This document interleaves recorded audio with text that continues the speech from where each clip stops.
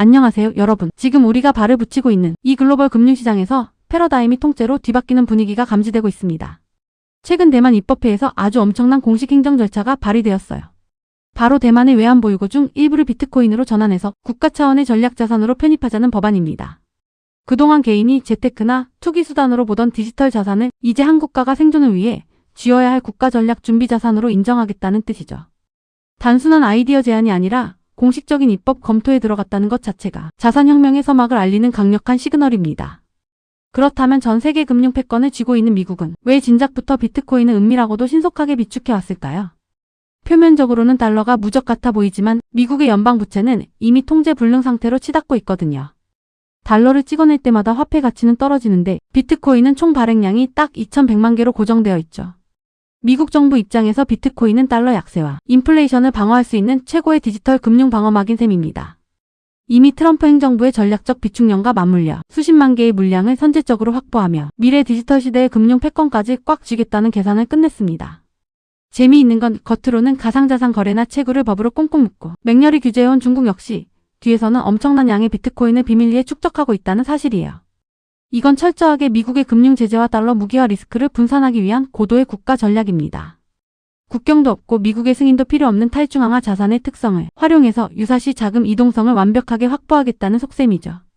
겉으론 때리면서 속으로는 챙기는 이 양면적인 플레이야말로 비트코인이 미래 금융전쟁에서 얼마나 강력한 무기인지를 역설적으로 증명하고 있습니다. 결국 전 세계 국가들이 너도 나도 비트코인을 절실히 원하게 된 본질적인 이유는 달러의 무기화에 대한 깊은 공포 때문입니다.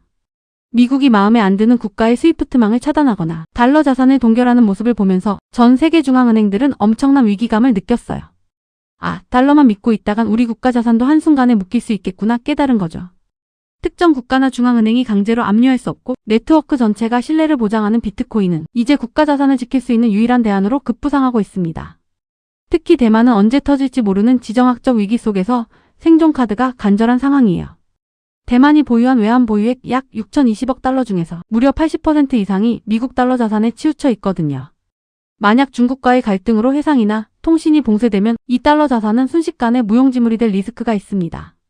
그래서 대만 의회가 중앙은행이 완강한 반대를 꺾고 우선 외환 보유액의 0.5%인 약 25억 달러, 우리 돈으로 3조 원이 넘는 자금을 비트코인에 분산 배치하라고 강력하게 밀어붙이고 있는 것입니다. 금융 고립을 막을 마지막 동아줄인 셈이죠. 이건 단순히 투자 포트폴리오를 조금 다변화하는 차원의 문제가 아니에요.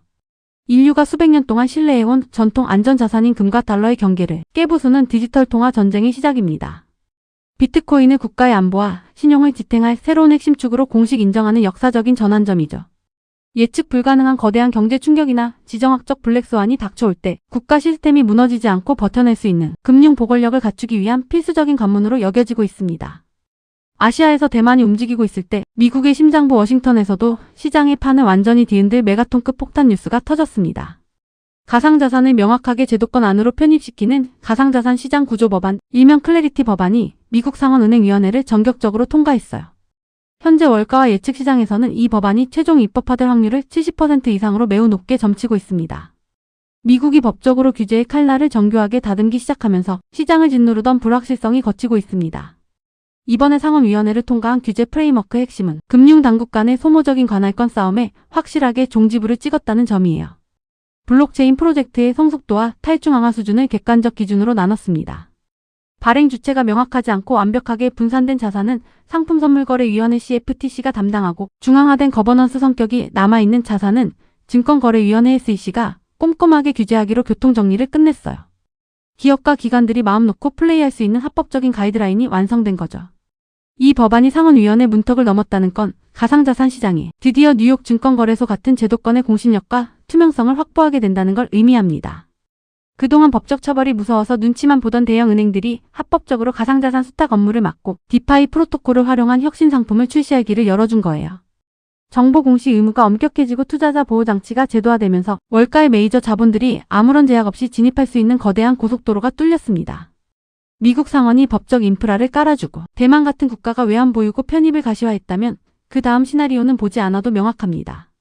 전 세계적인 국가 비축 도미노 효과가 도래할 수밖에 없어요. 비트코인은 먼저 매집하는 나라가 절대적으로 유리한 한정판 자산입니다. 한 나라가 곳간에 비트코인을 채우기 시작하면 다른 나라가 가져갈 물량은 기하급수적으로 줄어들죠. 지금 사지 않으면 영원히 달러 시스템의 노예로 남을 수 있다는 국가적 포모가 글로벌 자본시장을 강타하게 됩니다. 그렇다면 우리는 이 거대한 거시경제의 흐름 속에서 어떤 종목을 선점해야 할까요? 가장 먼저 정밀 타격해야 할 대상은 역시 마이크로스트래티지입니다. 전 세계 상장사를 통틀어 가장 많은 비트코인을 쥐고 있는 독보적인 고래 기업이죠. 본업인 소프트웨어보다 보유한 비트코인의 가치가 주가를 결정하는 아주 독특한 구조를 가졌어요. 앞으로 국가 비축이라는 역대급 수요가 몰려 비트코인 가격이 폭등할 때 순자산 가치가 가장 먼저 레버리지로 치솟을 수밖에 없는 확실한 대장주입니다. 두 번째 타겟은 거래소 플랫폼인 코인베이스와 로빈후드입니다. 미국의 클래리티 법안이 통과되어 규제의 안개가 걷히면 기관과 대기업들의 거래 대금은 지금과는 비교도 안 될 정도로 폭발하게 돼요. 이 기업들의 매력은 단순히 코인 가격이 오르는 것에 그치지 않습니다. 자금이 몰리고 거래가 활성화될 때 발생하는 천문학적인 거래 수수료, 그리고 수탁 서비스 보수를 앉아서 챙기는 구조거든요. 시장 유동성 유입의 길목에서 가장 직관적으로 돈을 쓸어 담는 인프라 기업들입니다. 그리고 월가 자본의 정점에 서 있는 거인 블랙록을 절대 빼놓을 수 없죠. 비트코인 현물 ETF인 IBIT의 운용 자산 규모가 커질수록 블랙록은 가만히 앉아서 매년 막대한 펀드 보수와 수수료를 확보하게 됩니다. 국가나 거대 연기금들이 직접 지갑을 만들어 코인을 매수하기는 보안상, 절차상 매우 부담스럽거든요. 결국 신뢰도 1위인 블랙록의 ETF를 통로로 삼을 수밖에 없어요. 직접적인 자산 변동 리스크는 피하면서 자금 유입의 통행세를 받는 아주 영리하고 안정적인 비즈니스 모델입니다. 서클 인터넷 역시 우리가 반드시 포트폴리오에 넣어두어야 할 숨겨진 핵심 플레이어예요. 달러 연동 스테이블 코인인 USDC를 발행하는 결제 인프라의 심장 같은 곳이죠. 국가들이 비트코인 비축을 늘리고 대규모 청산 거래를 진행하려면 블록체인 네트워크 위에서 막힘없이 움직이는 합법적인 달러 유동성이 무조건 필요합니다. 자산 커스터디와 거래 시장이 팽창할수록 서클의 네트워크 가치는 상상 이상으로 크게 뛸 수밖에 없습니다. 우리가 공략해야 할 비트코인 밸류체인의 우선순위를 체계적으로 정리해드릴게요. 자본의 유입은 채굴에서 거래소, 자산 운용을 거쳐 보유 및 결제 순으로 거세게 확장됩니다. 화끈한 하이 리스크 하이 리턴을 원하신다면 마라톤 디지털이나 라이어 플랫폼즈 같은 채굴 기업이 맞고, 확실한 유동성 증가의 수혜를 원하시면 코인베이스를, 변동성을 줄이고 안정적인 성장을 가져가고 싶다면 블랙록 같은 자산 운용사를 취향과 투자 성향에 맞게 순서대로 배치하시면 됩니다. 우리가 매일 시장의 변화를 감시할 때 딱 4가지 선행지표만 체크하면 길목을 완벽하게 지킬 수 있어요. 첫째, 코인베이스의 거래량이 전주 대비 급증하는가. 둘째, 블랙록 IBIT로 유입되는 자금의 규모가 커지는가. 셋째, 마라톤 디지털 등 채굴사들의 해시레이트가 상승하는가. 넷째, 마이크로스트래티지의 추가 매수 공시가 뜨는가. 이 4가지 신호 등에 동시에 파란불이 켜지는 순간이 거대 자본이 시장을 완전히 장악했다는 결정적인 증거가 됩니다. 이제 우리는 단순히 오르는 것만 볼 게 아니라 시나리오별 대응책을 세워야 해요. 만약 상한 통과에 이어 하한까지 법안이 초고속으로 통과된다면 시장은 전례 없는 초강세장으로 직행할 겁니다. 반대로 정치적 조율 과정에서 일정이 다소 지연되더라도 하방 경직성은 확고하게 유지가 되는 흐름이죠. 거대 기관 자금이 이미 길목에 대기하고 있기 때문에 떨어질 때마다 매수세가 강하게 들어오는 든든한 상방 시나리오가 완성되어 가고 있습니다. 그동안 비트코인을 가짜 자산이라며 무시하던 전통 은행과 헤지펀드들이 무너져 내리는 자산 장벽을 보며 항복을 선언하고 있습니다. 자산의 안정성을 담보하던 채권이나 예금 금리의 매력이 떨어지면서 월가의 메이저 자금들이 포트폴리오의 최소 1%에서 5%를 디지털 자산으로 의무 채워 넣는 대이동이 일어나고 있어요. 댐에 균열이 가기 시작하듯 전통 금융권의 자본이 디지털 청정 자산으로 넘어오는 속도는 우리가 생각하는 것보다 훨씬 빠릅니다. 우리는 눈앞의 가격만 볼 게 아니라 더 먼 미래를 내다봐야 해요. 다가오는 2030년 우주 경제와 인공지능이 지배하는 세상에서 청산통화는 과연 무엇이 될까요? 국경도 없고 물리적 형태도 없는 비트코인과 스테이블 코인이 그 자리를 완벽하게 대체하게 됩니다. AI 데이터 센터 간의 자동 결제, 행성 간의 자산 전송 등 미래 금융 인프라의 뼈대는 이미 블록체인 위에서 조용히 하지만 완벽하게 설계되고 있습니다.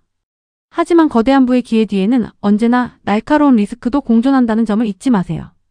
각국의 갑작스러운 세제 변화나 규제 리스크, 특유의 극심한 가격 변동성, 그리고 하원 표결 조율 과정에서 터져나올 정치적 노이즈를 늘 냉정하게 체크해야 합니다. 그럼에도 불구하고 미국의 압도적인 입법 진전과 대만의 이번 공식 행정 절차, 도립은 자산혁명이 이미 돌이킬 수 없는 대세가 되었음을 보여줍니다. 철저한 분할 매수 전략으로 이 거대한 파도 위에 성공적으로 올라타실지 고민해보세요. 오늘 내용이 도움되셨다면 구독과 좋아요 부탁드려요. 감사합니다.